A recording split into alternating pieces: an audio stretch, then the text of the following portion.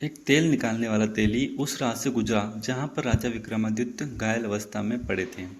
राजा ने उससे कहा कि हे मित्र, मेरे शरीर पर मक्खियाँ बैठ रही हैं। हे मित्र, मेरे घाव पर मक्खियाँ बैठ रही हैं जो मुझे पीड़ा पहुँचा रही हैं। इसलिए यदि तुम मुझे थोड़ा सा तेल लगा दो तो तुम्हारा बहुत ही उपकार होगा। तेली हंसा और बोला, एक तो मैं तुम्हें जूते की सज़ा नहीं दे रहा हूँ और ऊपर से तुम मुझसे तेल की आशा करते हो। राजा ने उनसे प्रार्थना की। वह एक दयालु व्यक्ति था। उसने थोड़ा सा तेल उनके घाव पर लगा दिया। उस दिन जब वह तेल बेचने गया तो उसका तेल शाम तक बेचने के बाद भी उतना का ही उतना रहा। उसे बड़ा आश्चर्य हुआ कि आज ऐसा क्या हुआ कि मेरे घट का तेल चुक ही नहीं रहा है। उसके समझ में आ गया कि यह सब उस घायल व्यक्ति के कारण हो रहा है। वह कोई देव आत्मा है। तेल बेचने वाला तेली जब घर पर पहुंचा तो बहुत प्रसन्न था। उसकी पत्नी ने प्रसन्नता का कारण पूछा तो उसने सारी बात विस्तार से बता दी। वह बोला, वह व्यक्ति कोई दिव्य आत्मा है। तब पत्नी ने कहा कि आप किस प्रकार उस व्यक्ति को अपने घर ले आओ। वैसे भी हमारे कोई संतान नहीं है, इसी बहाने हमें संतान सुख भी प्राप्त हो जाएगा। लेकिन राजा से पूछे बगैर हम उसे ला भी नहीं सकते। इसलिए पहले हम राजा से एक बार अवश्य इस संदर्भ में बात कर लेते हैं। एली ने अपनी पत्नी को समझाया। वह बोली, आप कल सुबह जाकर राजा से बात कर लो, अब देरी करना उचित नहीं है। अगले दिन प्रातः काल वो राजा से मिलने पहुंच गया।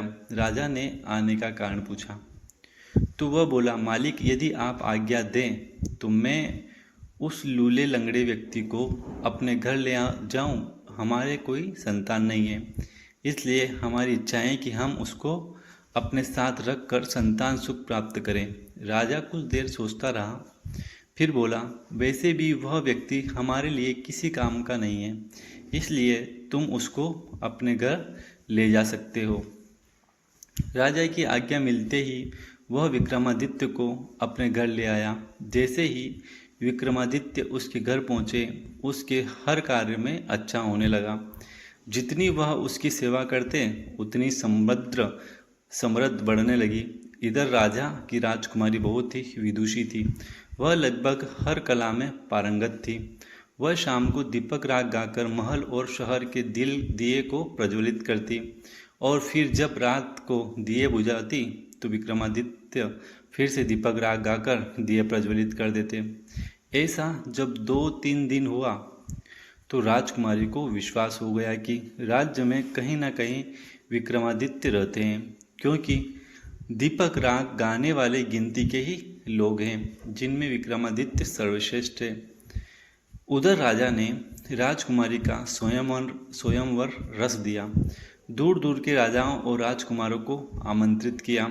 जिस दिन स्वयंवर था उस दिन विक्रमादित्य ने तेली से कहा कि हे पिता, मैं भी स्वयंवर देखना चाहता हूँ, इसलिए आपसे प्रार्थना है कि मुझे उस स्थल पर लेकर चलें। तेली ने समझाया कि तुम चल फिर नहीं सकते हो तो बताओ, कहीं तुम्हें कोई चोट न लग जाए। लेकिन जब विक्रमादित्य हट पर अड़ गए तो वह ले जाने को राजी हो गया। बोला, कल प्रातः मैं तुम्हें स्वयंवर दिखाने ले जाऊंगा। थोड़ी देर बाद राजा के यहाँ से यह संदेश आ गया कि उन्हें 100 घड़ा तेल सुबह तक चाहिए। तेली ने कहा, भाई, यह कैसे संभव हो सकता है? यह तो बहुत ज़्यादा है। वह बोला, मैं कुछ भी नहीं जानता। राजा के आदेश से आपको यह कार्य करना होगा, वरना आप सजा के लिए तैयार हो जाओ। तेली बहुत ज़्यादा तनाव में आ गया। यह तो असंभव कार्य था। वह बहुत दुखी था। तभी विक्रमादित्य ने पूछा कि पिताजी, आप इतना चिंतित क्यों हैं? तेली ने अपनी चिंता का कारण बताया। विक्रमादित्य ने कहा कि आप उनसे 100 घट मंगवा लें और चिंता न करें, मुझ पर विश्वास करें, कल हम उन्हें 100 घट तेल अवश्य दे देंगे। तेली को विक्रमादित्य की शक्तियों का भान था। उसने राजा को कहकर 100 घट तेल के लिए मंगवा लिए। रात में विक्रमादित्य ने तेली से बोले, अब हाँ आप दोनों आराम से सो जाएं, मैं रात में 100 गड़ तेल निकाल दूंगा। तेली की पत्नी बोली कि बेटे तेरे हाथ और पाँव नहीं है, बता तू कैसे बेलों को चला पाएगा। विक्रमादित्य ने कहा, माँ तुम निश्चित होकर सो जाओ, मैं सब कार्य कर लूँगा। रात में विक्रमादित्य ने 100 गड़ तेल निकाल दिया। सुबह जब राजा के व्यक्तियों ने देखा तो आश्चर्य से भर गए। तेली और तेलिन दोनों को अब पूर्ण विश्वास हो गया कि यह लड़का जरूर कोई देवता है, इसलिए अब कोई चिंता नहीं करनी चाहिए। अगले दिन तेली ने विक्रमादित्य को नहला धुलाकर नए वस्त्र पहना दिए, फिर उनको ले जाकर स्वयंवर में दूर बैठा दिया। कुछ समय उपरांत राजा और राजकुमार जब आ गए तो राजकुमारी के चुनाव के लिए भेजा। राजकुमारी ने उन लोगों में विक्रमादित्य को तलाशना शुरू किया। उसे राजाओं में तो कोई भी ऐसा न दिखाई पड़ा जो विक्रमादित्य लगे। तभी उसकी निगाहें दूर बैठे अपंग व्यक्ति पर गई। उसे उनमें बहुत तेज दिखाई पड़ा। उनका तेज देखकर वह समझ गई कि वही राजा विक्रमादित्य हैं। बस फिर क्या हुआ, माला लेकर उनकी ओर चल पड़ी। पास पहुंचकर माला उनके गले में डाल दी। वह उपस्थित राजा राजकुमार लोग अब सभी आश्चर्यचकित हो गए। आखिर राजकुमारी ऐसा क्यों किया? राजकुमारी के घर के लोगों ने कहा कि लगता है राजकुमारी की तबीयत सही नहीं है, इसलिए उससे यह गलती हो गई। तब राजकुमारी को पंखा किया, जल पिलाया और फिर माला लेकर भेजा और राजकुमारी फिर माला विक्रमादित्य के गले में डाल दी। वहां उपस्थित जन समूह को लगा कि राजकुमारी का स्वास्थ्य सही नहीं है, इसलिए वह इस प्रकार का व्यवहार कर रही हैं। इतनी सुंदर राजकुमारी आखिर क्यों एक अपाहिज के गले में माला डाल रही है? आखिर में लोगों के सुझाव से राजकुमारी को दोबारा माला दी गई ताकि वह सही वर का चुनाव कर सके, पर इस बार भी राजकुमारी ने विक्रमादित्य के गले में ही माला डाली। राजकुमारी के इस व्यवहार से वहां आए राजा और राजकुमार क्रोधित हो राजकुमार के पिता से बोले, आपकी पुत्री को यदि एक अपाही से विवाह करना था तो हम सबको आपने निमंत्रण क्यों भेजा? राजा भी बहुत शर्मिंदा थे, पर क्या करते, सामाजिक रीतियों के पालन करना भी जरूरी था। इसलिए उन्होंने राजकुमारी का विवाह उस अपाहिज के साथ करवा दिया और राजकुमार से विदा कर दिया।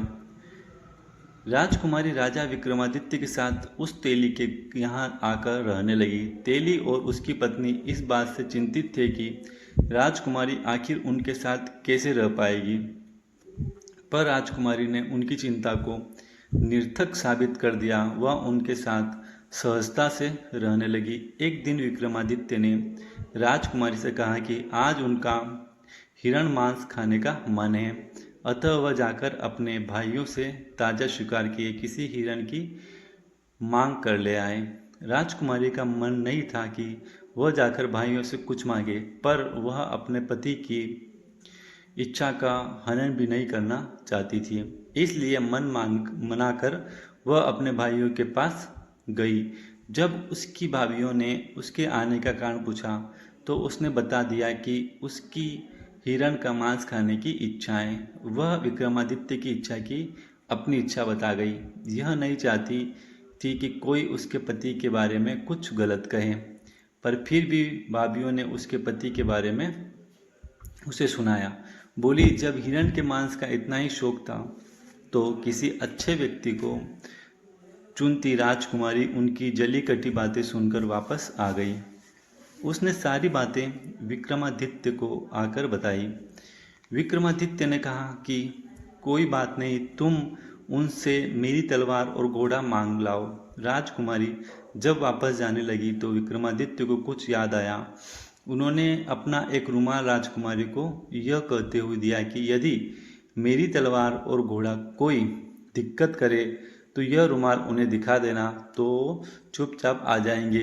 जब राजकुमारी वापस महल पहुंची तो उसकी भाभियों ने उसका फिर मजाक बनाया। राजकुमारी बोली, इस बार में हिरण का मांस नहीं, उनका घोड़ा और उनकी तलवार लेने आई हूँ। तलवार और घोड़े ने भी वहाँ आतंक मचा रखा था। कोई उनके करीब जा नहीं पा रहा था। जब राजकुमारी ने उनकी मांग की तो भाभियों ने सोचा अच्छा है या उनका शिकार बन जाए, इससे हमें सुकून मिल जाएगा। उन्होंने साहस दोनों चीज़ों को ले जाने को कह दिया। जब राजकुमारी उनको लेने गई तो तलवार सांप बनकर उसे काटने दौड़ी और घोड़ा दुलतियाँ मारने लगा। तो राजकुमारी को विक्रमादित्य की कही बात याद आ गई। उसने तुरंत रुमाल निकाल कर उन्हें दिखा दी। विक्रमादित्य का रुमाल देखते ही दोनों शांत हो गए। राजकुमारी ने तलवार उठा ली और घोड़े की लगाम पकड़कर वापस विक्रमादित्य के पास आ गई। जब शाम को वही तो विक्रमादित्य ने राजकुमारी से कहा कि अब वह उस घोड़े की पीठ पर बैठा दे, आज वह शिकार खेलने जाएगा। राजकुमारी ने कहा कि आप कैसे घोड़े की सवारी कर पाएंगे। विक्रमादित्य ने जब जीत की तो राजकुमारी ने तेली की मदद से उन्हें घोड़े पर बैठा दिया, पर बिना किसी पकड़ के वह घोड़े से गिरने लगी। राजकुमारी यह सब देखकर बहुत दुखी हुई। उसकी आंखों में पानी भर आया। वीडियो अच्छा लगा हो तो हमारे चैनल बाबा महाकाल भक्त को सब्सक्राइब करना ना भूलें और अपने दोस्तों के साथ शेयर करना ज़रूर करें। Thank you. Next part next day. Thank you.